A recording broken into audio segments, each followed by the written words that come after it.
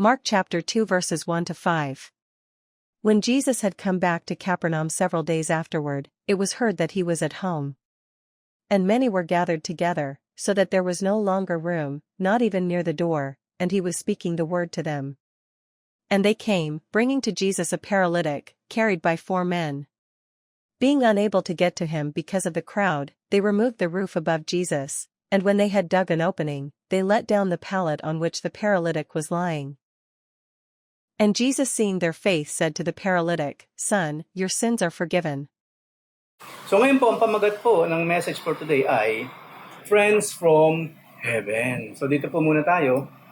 Mahalaga na ang tao may kaibigan.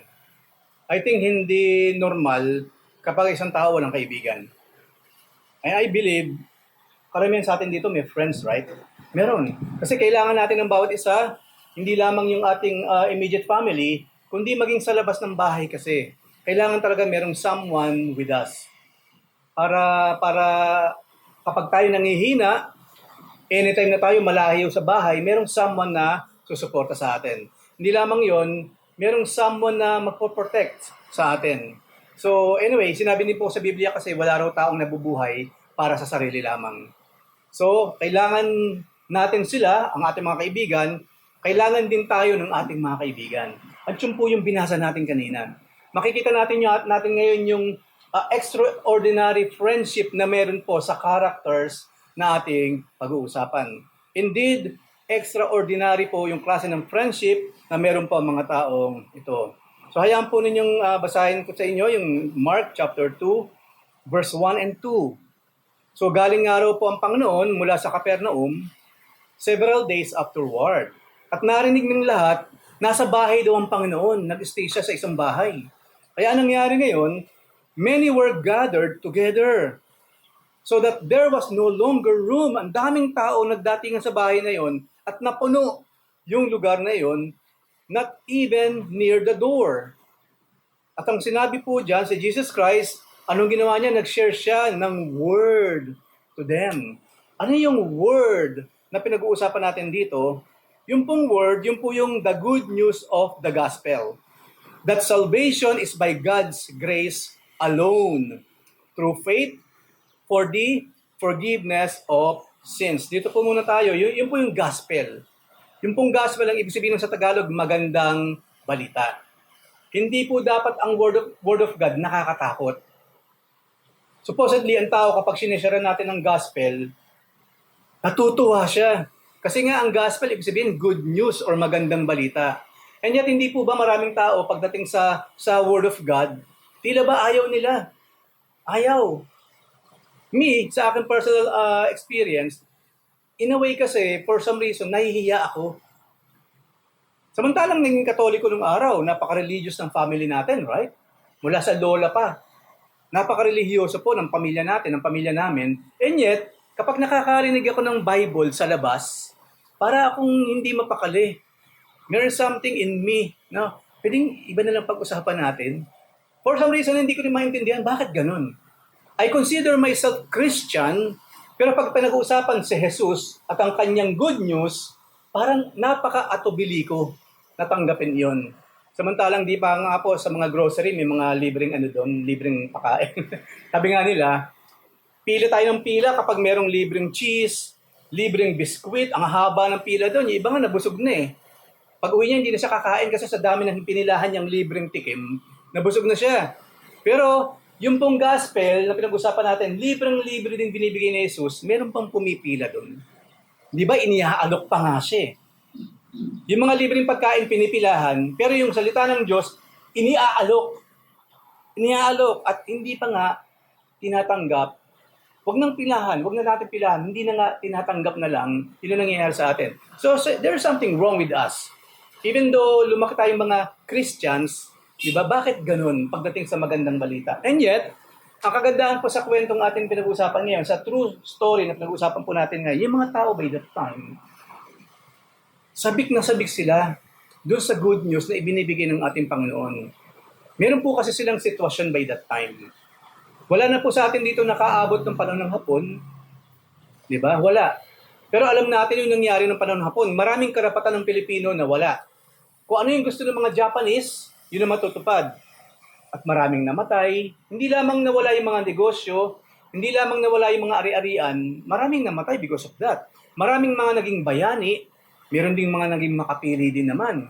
Ibig sabihin, napaka-chaotic, hindi normal ang buhay kapag okupado ng foreign country. Kasi lahat ng karapatan natin mawawala at yung gusto lang nila ang masusunod. Yun po yung kalagayan nila by that time. Sa kamay ng mga Romano. Kapit sila, hawak sila sa leeg ng mga Romans at lahat ng gustong mangyari ni Caesar, gustong mangyari ng mga Romans at si Pilate nga ang governor by that time, wala silang mga gawa. Kung babasahin po niyo yung Biblia, ang dami pong kalupitang ginawa si Pilato. Naalala niyo si Pilato, yung naghuhugas ng kamay. Hugas kamay pa siya, di ba? Yun lang kasi ang kaya niyang gawin para hindi niya harapin yung mga kamali ang kanyang ginagawa, laging hugas kamay. Kaya po sa panahon natin ngayon, naging kasabihan yun, di ba? O yan ka na naman, naghuhugas ka na, kamay ka na naman dyan. Samantalang ikaw yung nakita namin, tapos sabi mo hindi, naghuhugas kamay ka na naman. Ganon sila ng araw, lahat ng klase ng kawalan ng respeto, pagnanakaw, buhay man o ari-arihan, nararanasan po ng mga Israelita by that time. At alam po ba ninyo, na hindi lamang po ang mga Romano, ang nagpapahirap sa kanila. Pinapahirapan din po sila na sarili nilang gobyerno. Sa pangunguna nino, si Herod, yung mga Herods. Marami po kasing Herods sa Bible. I think 3 or 4 na klaseng Herodes meron. Nung pinanganak ang Panginoon, yung Herod the Great yon, yung pinaka-lolo. Pero nung mga pagkakataong ito po, nung ang Panginoon nagmi-ministeryo na, yun na yung pangatlo na klase ng Herod. Kasi po, parang ano yun hindi parang, kundi yun na yung title. Or yun yung ipilido ng pamilya, parang ebanghelistas. O wag na nga ebanghelistas, parang mga Eusebio or Caruncio. 30 years, 40 years, yung pangalan nila, pag sinabing Caruncio o pag sinabing Eusebio, mga mayor. Yung po mga Herods. Itong Herodes na ito, mga kapatid, later po pag-uusapan natin na mas malalim. Alam niyo po ba na si Herodes hindi sa purong Israelita? Si Herodes po, puppet. Yung pong hari na yon at yung gobyernong meron si Herodes, puppet government ng mga Romano. Si Herodes po, wala siyang pakialam sa mga Israelita, kaya ganoon na lang siya magpapatay. Di po ba yung Herod the Great, nung pinanganak ang ating Panginoon, nung malaman niyang merong haring pinanganak, anong iniutos nung matandang Herod? Patayin yung mga bata 2 years old pababa. Nagpamasaker ng babies. Ganun sila ka-evil. Hindi lamang po yun. Yung Herodes sa panahon naman ng ating Panginoon, yun yung Herodes na nagpapugot ng ulo kay John the Baptist. Kasi po, isiniwalat ni John the Baptist yung corruption, yung immorality ni Herodes. Kaya anong nangyari? Pinapatay si John the Baptist.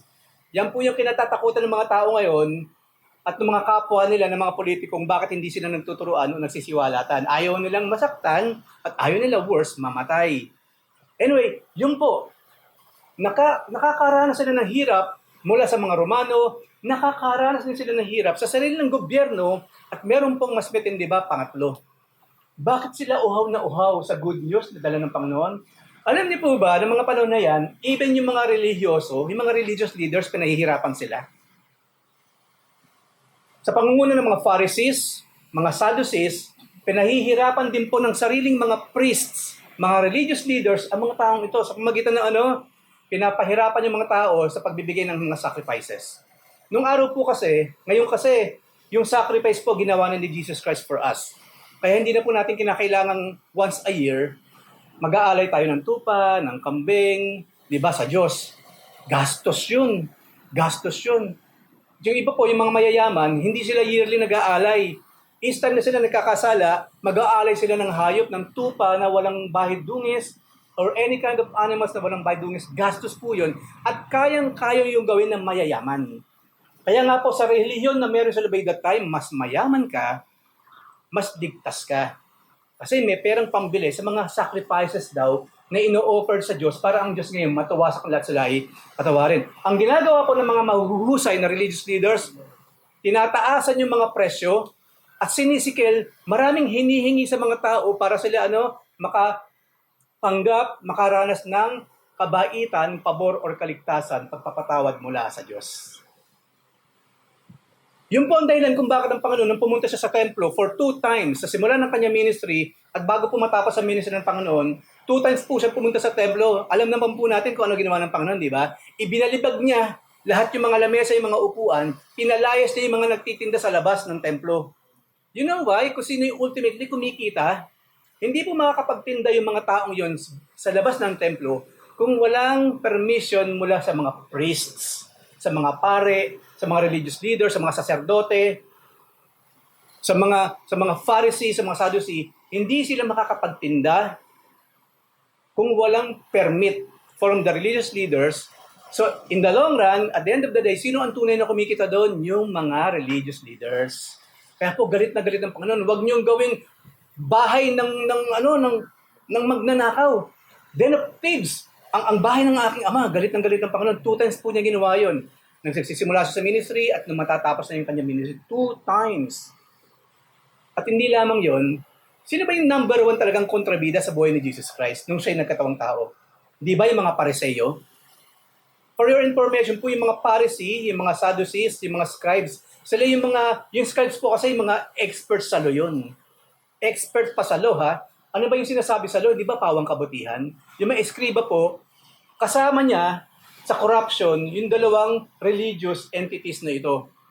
So, hindi lamang po pinapahirapan ng mga Romano ang mga tao by that time, pinapahirapan din sila ng kanilang sariling gobyerno, and worse, bawi na sana spiritually, di ba? Di ba lang nasasaktan ng aking physical na katawan, basta ang aking spirito, ang aking kaluluwa malakas.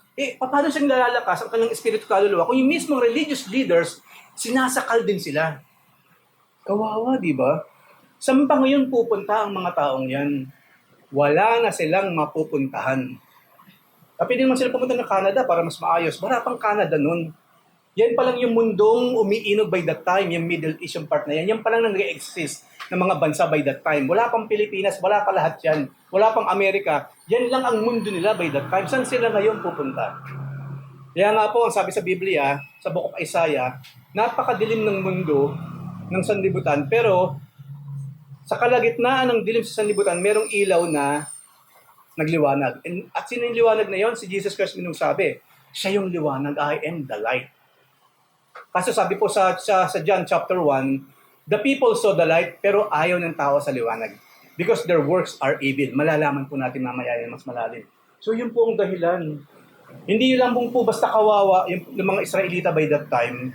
Hindi ko po ginagamit yung term na Hudyo. Gawin natin buong bansa.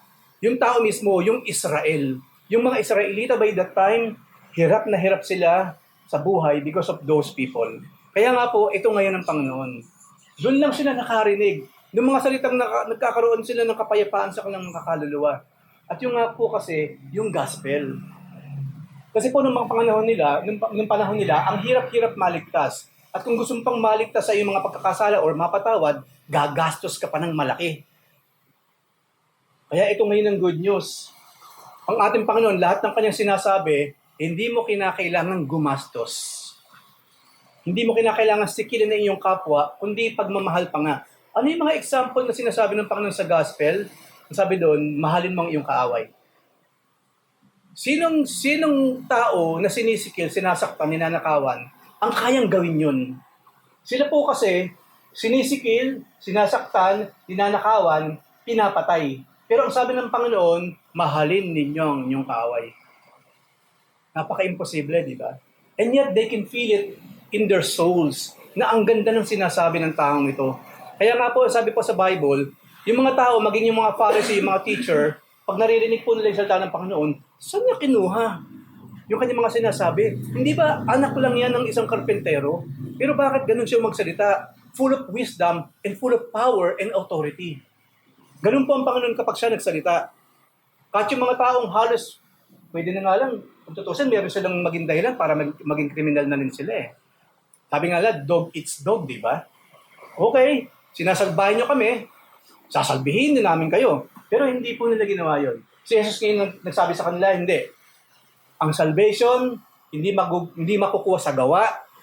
Ang kaligtasan ng kapatawaran sa kasalanan, hindi makukuha yan kahit maraming tupa or hayop ka pang i-offer. Hindi yan ang sagot. Ang sinasabi ng Panginoon, huwag kayong alala kung wala kayong means, kung wala kayong pera, kung wala kayong magawa physically to please God. Dahil ang salvation ay libre para sa lahat. Ang kapatawaran po ng kasalanan at ang pananampalataya, ang pagpunta ng langit po, libre po yan. Walang bayad. Kaya nga po, mag-iingat tayo dun sa mga religious groups o sa mga churches na walang ginawa kundi humingi ng pera sa inyo. Mapapansin po ninyo ang grupo natin, voluntary po ang pagbibigay ninyo ng inyong financial na tulong na pinagsasalusaluhan din natin. Hindi po natin ipinipilit yan. Kung paano si Jesus Christ, ang kanyang mga apostol, hindi ipinilit ang buslo. Hindi lamang yon. Makikita po natin sa Bible, hindi kailanman nanlimos si Jesus. Hindi rin po nanlimos ang mga apostol. Hindi katulad sinagara-garangan ng iba, mag-share kunyari ng gospel, tapos merong buslong itatapat sa iyo kapag sinusuklian ka na ng tindera. Minsan po, alam niyo po ba, nakita ko yun minsan. Napadaan ako sa isang lugar na kung saan merong nagtuturo ng gospel kuno. Ngayon may mga kasama silang nagaganyan, nag-aabot ng buslo. Ngayon, ang isang tinapatan niya, yung babae sinusuklian. I think it's either my experience or naikwento rin sa akin. Nung sinusuklian na siya, biglang ginaganyan yung buslo. Eh yun yung babaeng ngayon, since anyway, nasa mabait din naman tao, naglagay siya ng pera dun sa buslo.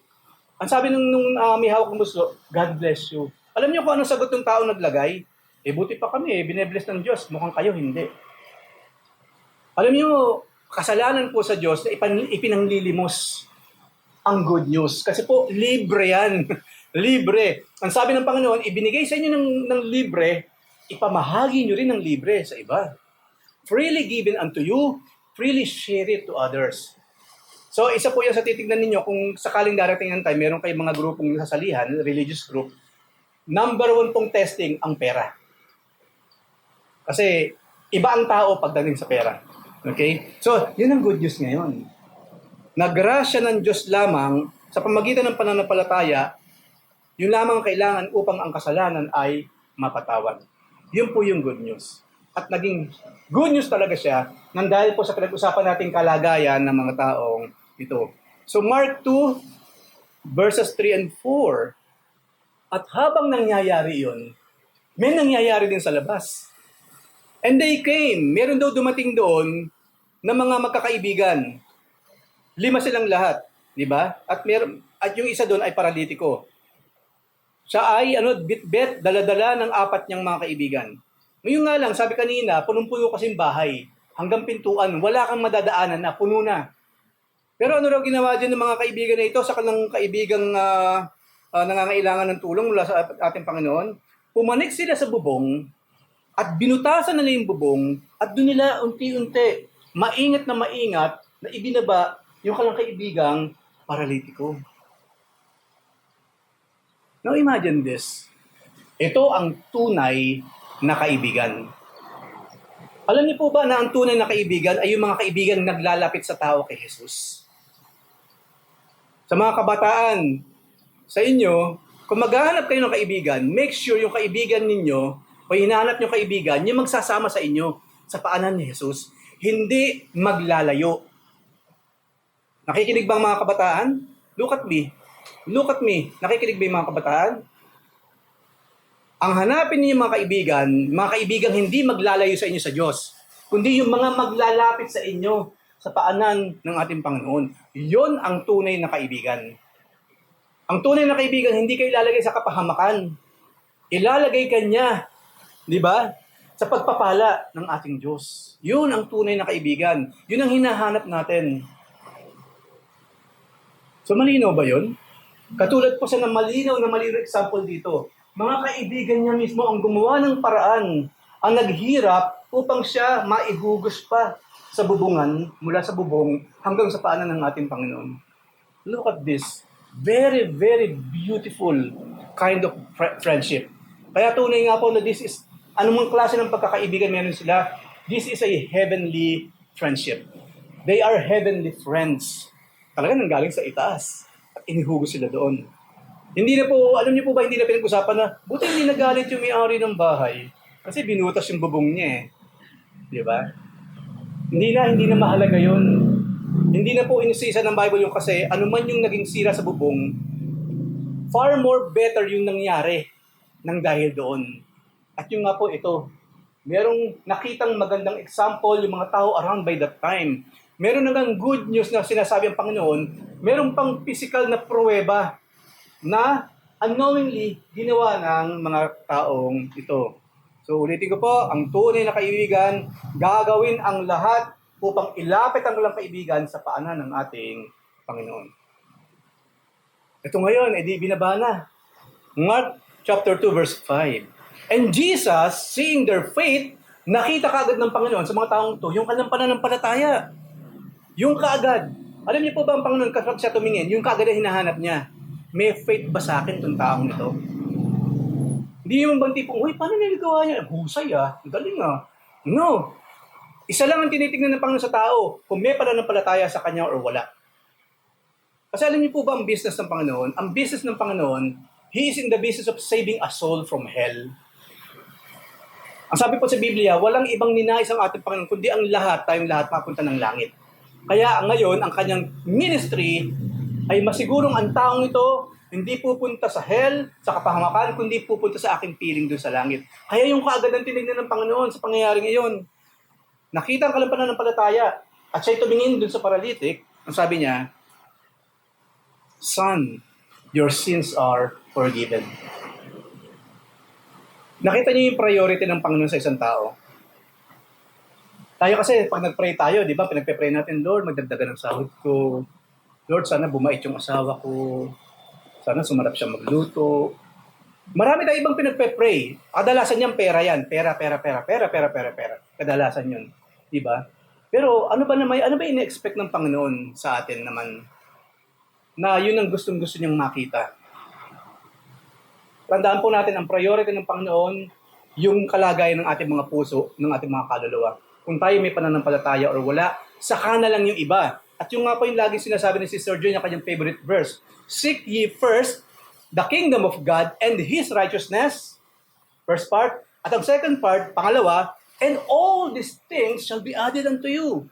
Lahat ng pangangailangan mo, ibibigay ko, kayang-kaya ko yan kung loloobin ko, pero anak, isik mo muna yung aking paghahari sa iyong puso. Doon po kasi marami nagkakamali. Lord, ayan po ninyo, pag yumaman na ako, wala nang makakahadlang sa akin para makapag-church. Mali po yun. Mali yun. Kasi ulitin ko po, katulad sa ginawa ni Jesus Christ, ang una na titignan pag tayo humarap sa Kanya, meron ba tayong pananampalataya sa Kanya or wala. Ngayon, katakataka, no? Katakataka. Napaka-obvious kung ano yung dahilan kung bakit na inihugos yung lalaki, yung kaibigan na doon sa panan ng Panginoon eh. Paralitiko, ibig sabihin, gusto niyang gumaling sa sakit niya, sa kanyang physical na kalagayan. Pero, antimano, hindi yun ang dineklara ng Panginoon. Ang declaration niya kagad, pinatawad ka na sa iyong mga kasalanan.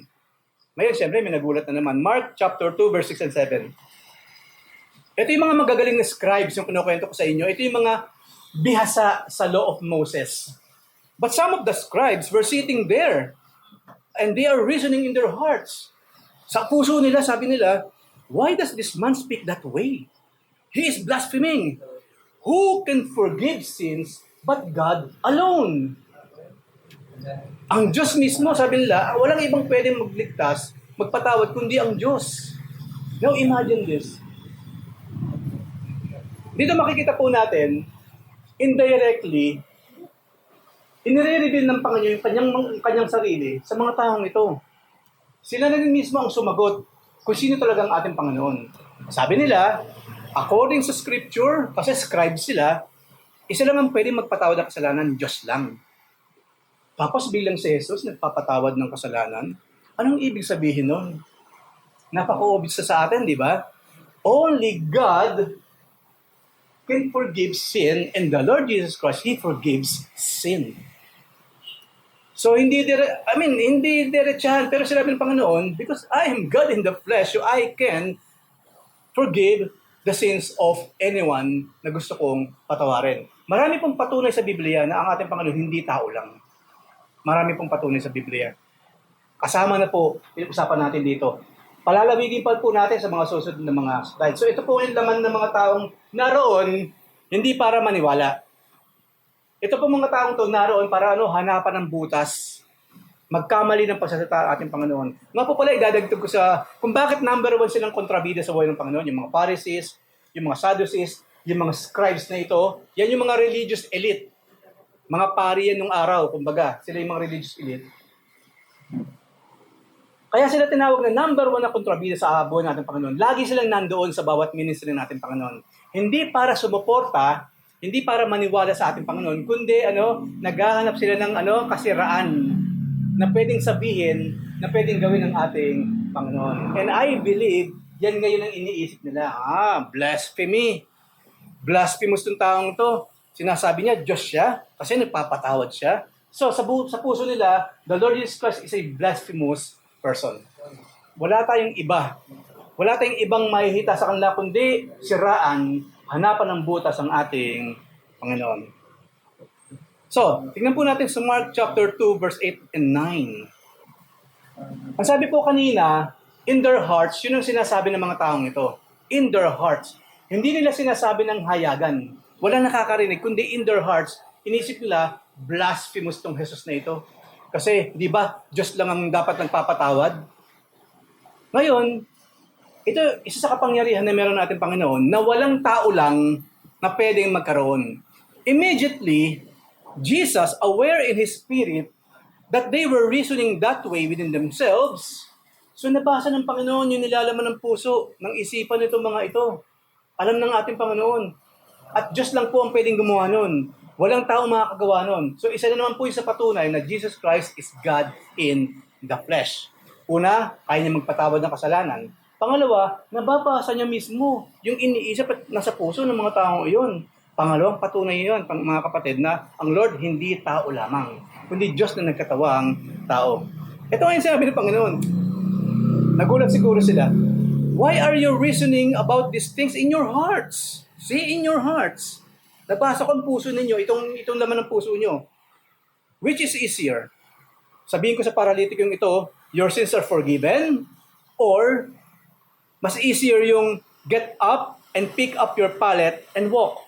Ano ang mas madaling sabihin sa dalawa? Of course, common sense, mas madali talagang sabihin yung your sins are forgiven. Kasi ang haba-haba ng pangalawa eh. Pero merong reason ng Panginoon kung bakit ganun ang ginawa niya. At di ba nag-surface na kanina, gusto ng Panginoon malaman ng mga tao by that time na hindi lamang ako super healer, na hindi lamang ako prophet, na tagapagsalita ng Diyos katulad nila Moses, kundi kaya kong magpatawad ng kasalanan, so I am something else. Hindi ako tao lang. I am the Messiah. Yung po kasi sinabing Messiah, Son of God sa Old Testament, hindi kasi tao ang pinag-uusapan doon. Kaya pag sinabi sa Old Testament na Son of God, big S po yun. Ibig sabihin, yun yung Diyos mismo na bababa sa kanyang bayan at ililigtas niya ang kanyang bayan. Sino yung dumating? Ang Lord Jesus Christ. Yun ang dahilan kung bakit sinabi niya mga bagay na ito. So, ang sagot po sa tanong ng Panginoon, opo Lord, kung tutusin, mas madali rin sabihin, yung your sins are forgiven, kaysa sa mas mahabang ito na aming inaasahang sasabihin ninyo. Pero, meron pang ibang pakay ang Panginoon. Bakit mahalaga na inuna niyang sabihin doon sa paralitiko, your sins are forgiven? Tignan po natin sa Mark chapter 2, verse 10 hanggang 12. Ito ngayon ang Panginoon, sabi niya, okay, para malaman ninyo that the Son, big S of man, siya, si Jesus, has authority on earth to forgive sins, Jesus said to the paralytic, sa kanya sinabi yung, I say to you, get up, pick up your pallet, and go home. So, dyan muna tayo. Ito yung gusto lang marinig muna sa Panginoon eh. Ibigay mo ang point, ang gusto nila, makita muna namin pagaling mo yung tao. Pagalingin mo muna. Ano pagkakaiba nung your sins are forgiven, saka sa I say to you, get up, pick up your pallet, and go home? Ano pagkakaiba? Yung po kasing pagpapatawad ng Diyos sa ating mga kasalanan, hindi po kasi nakikita yon. Tayo lang ang makakaalam nun. Di ba pag nag-pray, Lord, patawarin mo po ako sa aming pagkakasala. And you know what, according sa Biblia, pag nakaranas po tayo ng kapatawaran mula sa Diyos, nakakaramdam tayo ng kapayapaan. Meron pong malinaw na pakiramdam, malinaw na katibayan in our hearts na yung ating pagdalangin, paghingi ng tawad po, tinanggap ng Diyos. Meron po yun. Mararamdaman po siya. Kaya po, maging sensitive tayo doon, maging receptive. Baka po kasi hingi ng patawad, tapos in our hearts, wala pa rin kapayapaan. Hindi po nagkulang ang Diyos yun, maaaring hindi pa tunay yung paghingi natin ng kapatawaran sa Kanya. Kasi po, ang dami na natin pinag-aralan, matapos sila sabihin ng Panginoon na your sins are forgiven, di ba ang saya-saya nila? Merong changed life. Merong changed attitude. Kaya po ulitin po, kapag tayo nakagawa ng kasalanan, tapos sumingi tayong tawad sa Panginoon, at nakaranas tayo ng totoong kapayapaan, isa lang ibig sabihin nun, number one, naging totoo tayo. Sa paghingi ng tawad, pangalawa, talagang tayo ang pinatawad ng ating Panginoon. Pero after nating mag-pray, at humingi tayo ng patawad sa ating prayer, at pagkatapos nun, hindi tayo nagbago, napaka-negative pa rin natin. Walang kapatawarang dumating doon. Dahil una sa lahat, hindi naging totoo ang paghingi natin ng tawad sa Kanya. Yun po kasi lagi natin makikita eh. After i-declare ng Panginoon, your sins are forgiven, ang saya-saya nilang lahat. Nung maranasan nila yung pagliligtas ng Panginoon, ang saya-saya nila. Di ba? Nagkukwento pa nga. Di ba napag-usapan po natin yung lalaking inaalihan ng libo-libong demonyo? Nung siya'y makaranas ng kagalingan at kapatawaran sa kanyang kasalanan, hindi ba nagkwento siya kaagad sa syudad? Sa saya niya, ikinwento niya kaagad sa lahat ng tao sa kanilang syudad. Yun nangyari sa kanya. Yun po yung epekto nung nagkaroon talaga ng kapayapaan sa puso dahil nakaranas ng tunay na kapatawaran mula sa Diyos. Naging masaya ba sila dahil totally nawala ng problema nila sa buhay? Never. Pinagaling yung kanilang karamdaman pero kailangan pa rin lang magtrabaho. Kailangan pa rin lang harapin lahat ng problema sa buhay. Pero regardless of those things, naging masaya sila deep within their hearts. Gusto ko pong sabihin sa inyo, wala pong pinangako sa Biblia na kapag tayo tumanggap sa Panginoon, wala nang problema ever. Kasi po maraming religion ngayon or born again daw or Christian group, yan ang kanilang pamanhikan. Sumali kasi kayo sa grupo namin, tanggal lahat ng problema ninyo. Or kung hindi man, tumanggap kayo sa Panginoon, solve lahat ng problema ninyo. Hindi lang yun, hindi na kayo magkakasakit kahit kailan. Wala pong sinabing ganoon sa Biblia. Si Pedro ba, naging magandang buhay nila? Di ba, napaka-horrifying nga, napaka-violent ng pagkamatay ng mga apostol. In your own timing po, sa inyong sariling pagbabasa, basahin niyo kung paano namatay ang mga apostol. Hindi po glorifying physically nang nangyari sa kanila. Napakalupit ng naging kamatayan nilang lahat. Pero ang kaluluwa nila ay punong-puno ng kapayapaan because after their death, they're going to heaven.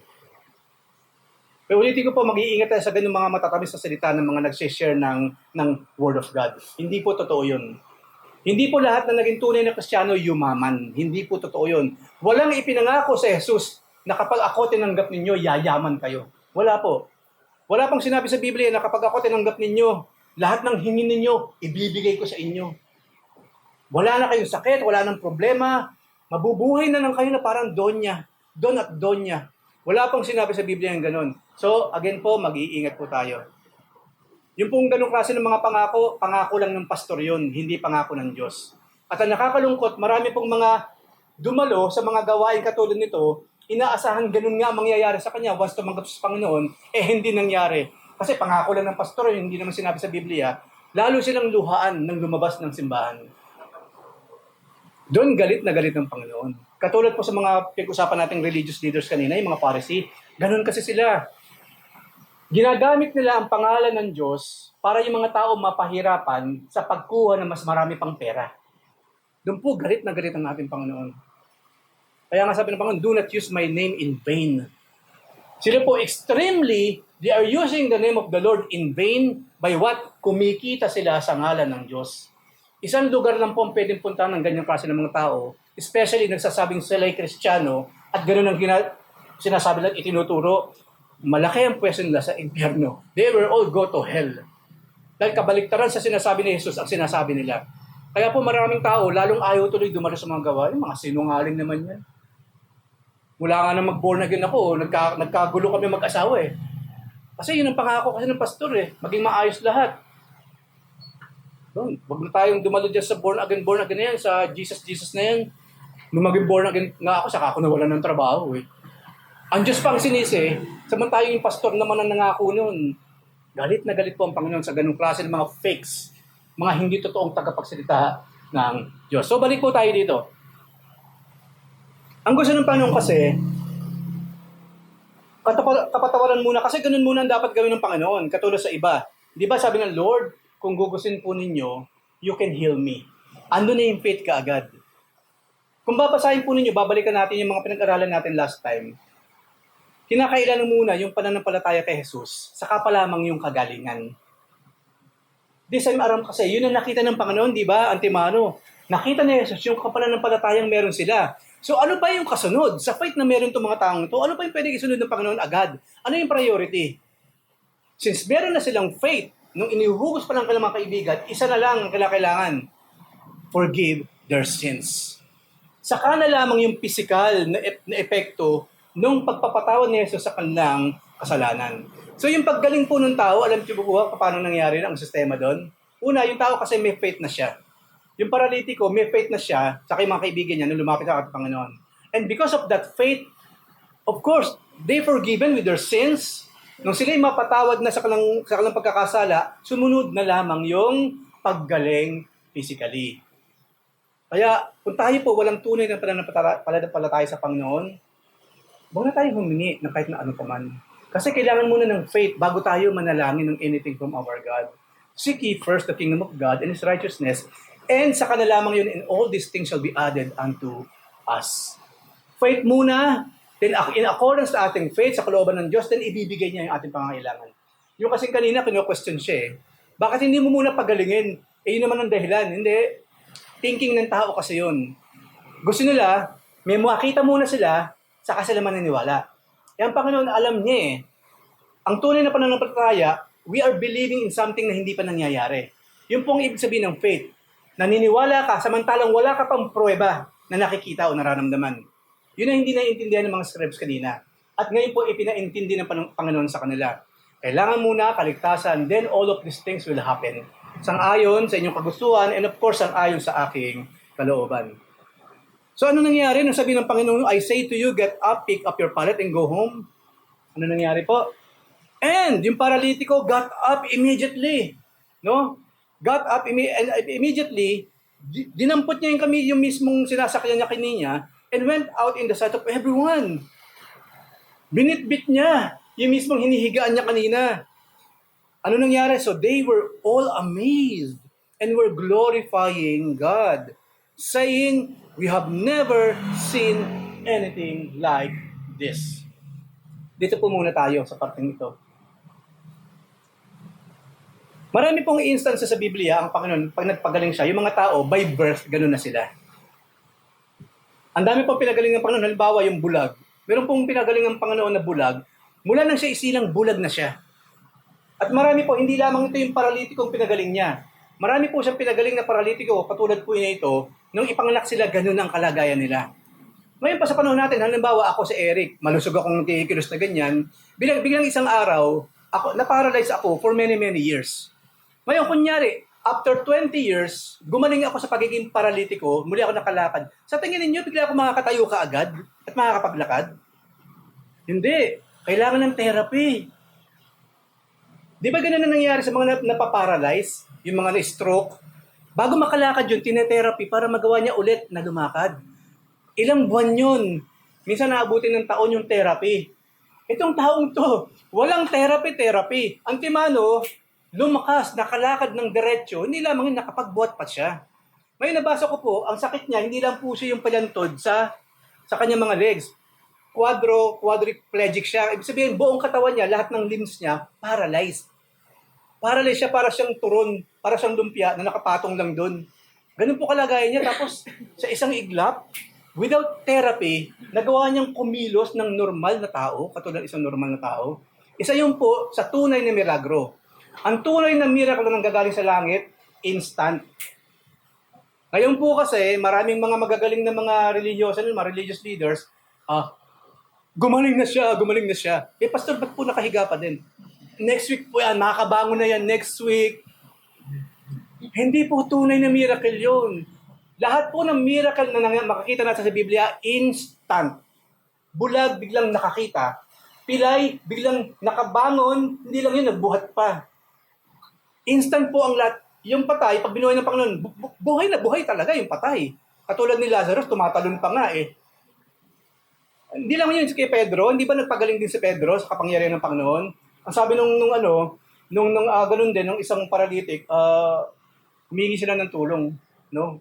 Ng kagalingan, or humingi sila ng help kay Pedro. Sabi ni Pedro, silver or gold, I don't have. So kung financial lang ang pakay mo sa akin, wala akong may bibigay. But, in the name of the Lord Jesus Christ, rise up and walk. Ano sabi doon? Walking and leaping and praising God. Nung tumayo yung paralitiko, hindi lang siya basta tumayo. Naglulundag pa siya sa tuwa. Yun ang tunay na miracle. Instant at malakas talaga na parang isang normal na tao yung pinagaling. Hindi po sa katulad na nakita natin ulit sa TV, sa mga miracle crusade. Hindi po totoo yan, mga kapatid. Pag hindi agad gumaling, at dapat totoong gumaling, ha? Ang Panginoon po, nung pagalingin niya mga meketong, ano sinabi ng Lord? Pumunta kayo sa authority, ipacheck niyo yung sarili niyo. Kasi sila magde-declare kung talagang kayo wala ng ketong. Kaya dapat po ngayon, pag merong pastor na nagpagaling, okay, pinagaling ka kamo ng pastor, pumunta ka nga doon sa doktor, magpa-check up ka kung talagang wala na yung sakit mo sa puso. Dapat po ganun. Huwag tayo agad-agad naniniwala. We walk not by sight, but by faith. Sa ating Lord, hindi sa pastor at kung kinino pa man. Yan po ang tunay na milagro.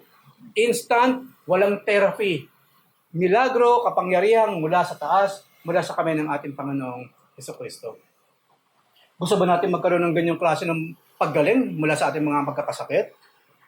Makita po natin ng anong kailangan natin gawin. Have real faith in the Lord Jesus Christ. Lagi niyang tinitingnan ng puso natin each and every day na tayo. Gusto natin mag-pray or anytime, ano nang ginagawa natin, the Lord is always looking at our hearts, seeking that faith kung meron tayong lahat. Kasi po, mahalaga yung faith sa ating kalagitnaan, kaligtasan, at mahalaga rin naman po yung faith para yung lahat ng ating pangangailangan ay ating makamit mula sa Kanya. Yung all these things shall be added unto us. So ask yourselves, meron tayong mga pagkakasakit ba ngayon, hanggang ngayon nandiyan pa rin? Have faith in the Lord. At ang gusto ng Panginoon, tunay na faith. Yun po yung klase ng hindi passive faith. Kasi po karamihan ng tao nagsasabing meron silang pananampalataya kay Jesus, pero passive. Ibig sabihin, hindi mo na nakikita sa buhay niya siya'y faithful. Sasabihin niya, siya'y may faith sa Panginoon, pero napaka-seldom naman na mag-pray. Minsan lang, pag lumindol, nagpe-pray. Pero pag walang lindol, walang pray. Kung kailan pang lumindol, kumidlat, nagkabagyo, or what, saka lang niya naalala ang Lord, di ba? Hindi faith ang tawag doon. Hindi po faith ang tawag doon. Ang tunay pong faith, active faith. Ano yung active faith? Katulad po sa ginawa ng 4 na magkakaibigan. Kitang-kita ng lahat sa kanilang ginagawa, yung kanilang pananampalataya na kayang pagalingin ni Jesus ang aming kaibigan na ito. Yun po yung active faith. Kailangan makita sa kilos natin. Makita sa ating pananalita. Makita sa ating pananamit. Sa ating mga pagpupustura. Nasa Bible din po yung modesty. Yung pong tamang pananamit, nasa Bible po yan. Mga kapatid, maging ang buhok po nasa Biblia. Yung tamang tabas ng buhok, nasa Biblia rin po yan. Yung pananamit, lalo na nasa Bible din po. Ang itinuturo sa atin ng Biblia, maging modest. Ano ba sa Tagalog yung modest? Kagalang-galang, maging sa ating pananamit. Why? Kasi Diyos ang pinag-uusapan natin. Yung kasi epekto ng Holy Spirit sa atin, maayos tayo sa lahat ng bagay. Maging sa ating pananamit, sa ating pagmustura, at sa lahat ng inilalagay natin sa ating mga katawan. Kaya tayo pupustura, hindi para sa tao, kundi para sa Diyos. Kaya tayo naglalagay ng borloloy sa katawan natin, hindi para sa tao, hindi para sa sarili na natin, kundi para sa Diyos din naman. Yun po yung active faith. So ulitin ko po, kapag tayo nagsasabing may faith pero hindi nakikita sa atin, passive faith po yun. Halos walang mararating yun. Pero kung tayo talagang may faith and that faith is active or alive, ang layo po ng mararating ng ating klase ng pananampalataya. Nasa Book of James din po kasi yun. Faith without works is dead. Kung sinasabi lang natin may faith tayo pero wala tayong kinikilos, inuugali, character, attitude ng isang taong merong faith talaga, then that is a dead faith. Pero dapat kung talaga merong faith, kitang lahat yun. Kaya nga, kadalasan po ako, alimbawa po ako, hindi ako nagtataas ng bangko.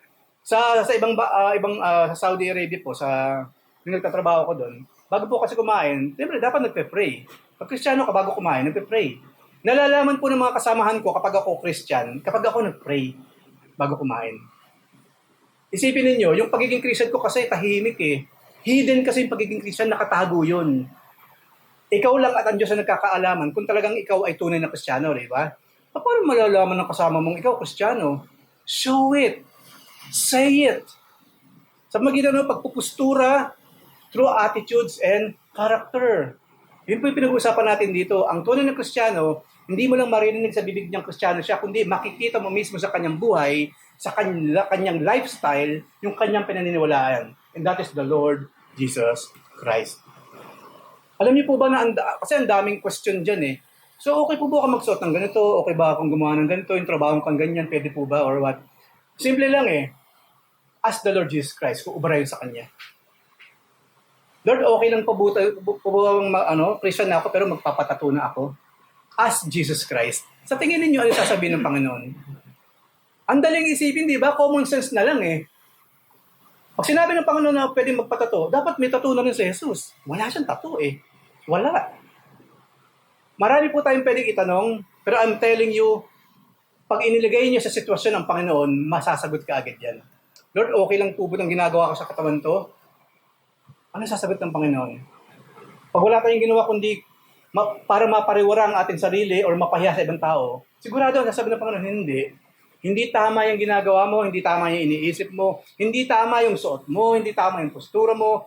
Marami pong kayang sagutin by the simple question. Simple question na pwede natin ibato sa ating Panginoon.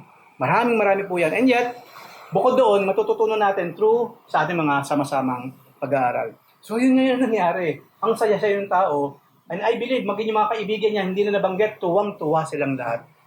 And they are all glorifying the Lord. Nabasa po natin kanina, di ba? Hindi lang siya, sa kanyang mga kaibigan niya, ang natuwa, kundi lahat ng mga taong naroon. Especially yung merong faith sa ating Lord, merong paniniwala, tunay na faith. They glorified God. Ang saya-saya kapag yung pananampalataya, antimano yun na nakita ng Panginoon sa isang tao. Ang saya-saya niya, ang saya-saya ng mga kaibigan niya, at higit sa lahat, ang saya-saya nilang lahat, at mas higit sa lahat, nag-glorify ang ating Diyos. Masaya ang lahat. Sa panghuli po, sa ating verse to ponder, sino si Jesus? According sa mga propeta ng araw. Ang sabi po dyan, of Him, of Jesus, all the prophets bear witness that through Jesus' name, everyone who believes in Him receives forgiveness of sins. Old Testament pa lang po, binabanggit ng ating Panginoon.